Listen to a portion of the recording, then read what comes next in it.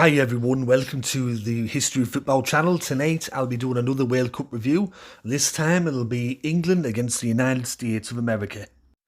The two countries had met twice before in FIFA World Cup tournaments. The first were in 1950, where an amateur United States of America team beat a professional England side at the 1950 World Cup.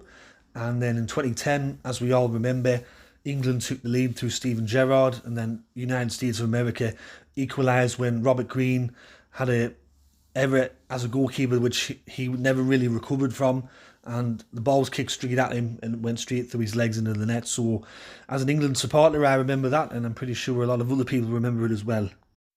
To start this game though, however, I thought that both teams started off quite slowly, especially with England. England were very, very slow and lethargic. There was a lot of lateral sideways moving. There was a lot of slow sideways passing. It looked like Harry Maguire and John Stones had lead jackets on and they were weighed down.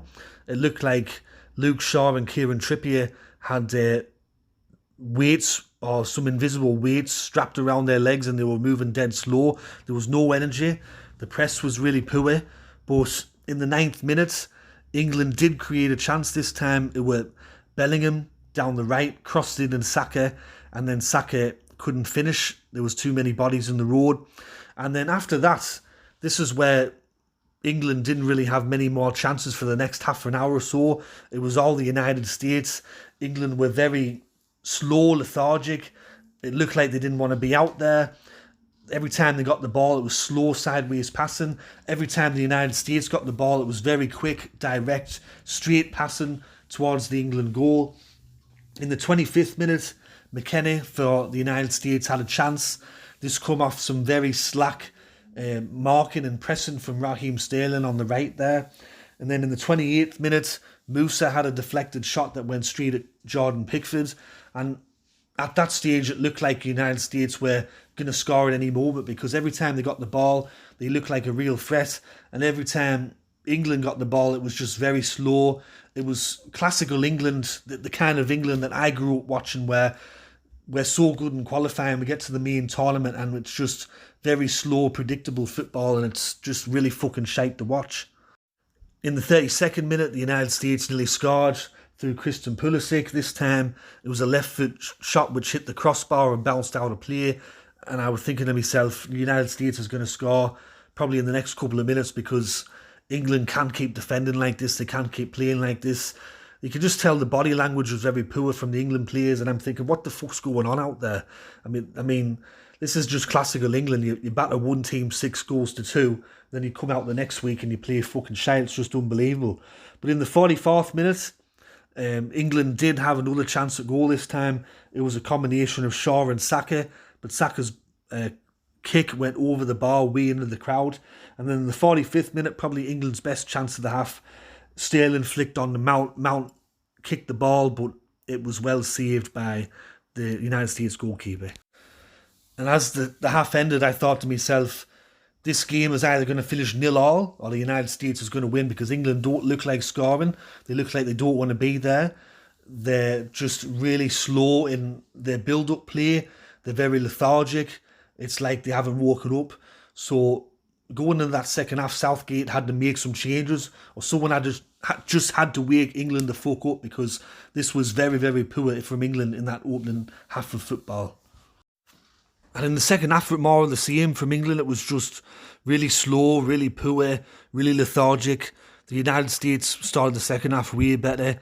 48th minutes, it was another good move from the United States, and McKennie nearly scores, but he skies the ball over the crossbar. And then after that, for the next 10 to 15 minutes, were just a corner-a-thon. It was just England were kept in their own half. And the United States, I think, had about 5 or 6 corners, all from Pulisic. And every one of them was, they were decent corners, but Maguire and the rest managed to contain the corners. And every time England got the ball up the end of the American side of the pitch there, they kept turning it over. Saka kept turning it over. Sterling kept turning it over. Sterling looked like he had a fucking broomstick shoved up his ass or something like that. Don't know what was wrong with him tonight. And I was screaming out for changes. I was saying, if we don't make a change, the United States is going to score very, very shortly. In the 67th minute, Henderson replaces Jude Bellingham, who I thought he was fucking shite tonight. There's all this hype and rave about Bellingham, but from in the football that I've seen him play, because I don't watch him play every match, but from the football I've seen him play, I don't rate him. I don't think he's out special at all.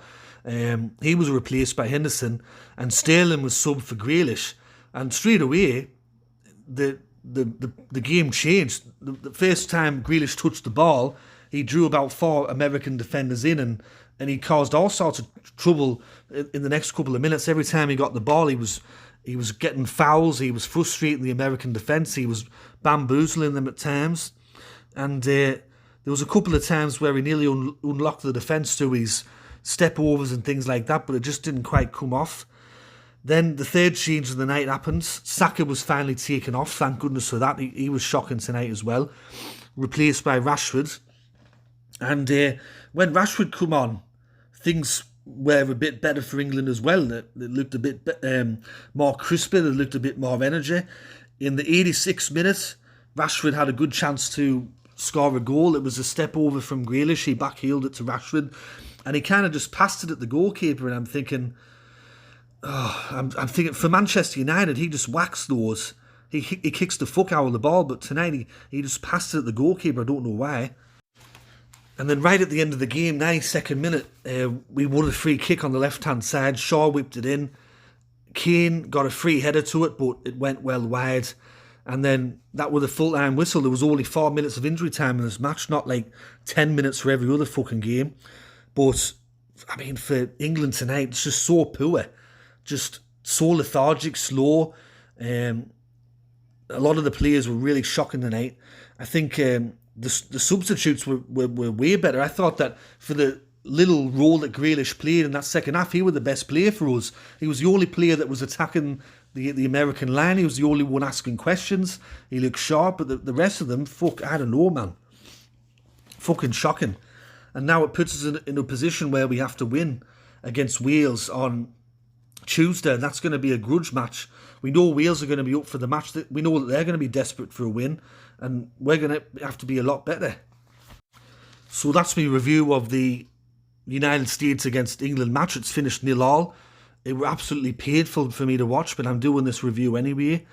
I'm just so annoyed at this team, and they're just such a Jekyll and Hyde team, especially when it comes to the actual tournaments. They're just so hot and cold, especially against an American side where, look, no offence to them, but most of their players, they can't even get a starting spot in their respective clubs. Like that Serginho Dest, he only played one game for AC Milan all season in Serie A. He can't get a game. All of our players, we all start for our clubs. We're all some of the highest paid players in the world. We should be turning these over, and we're not, and it's just so fucking frustrating. But anyways, on to the next match against Wales. I hope you enjoyed this review. If you did, let me know in the comment section below. This is history of football. I'm very, very annoyed, very frustrated. But I'll catch us all later in the next review. Alright, tatty bye for now.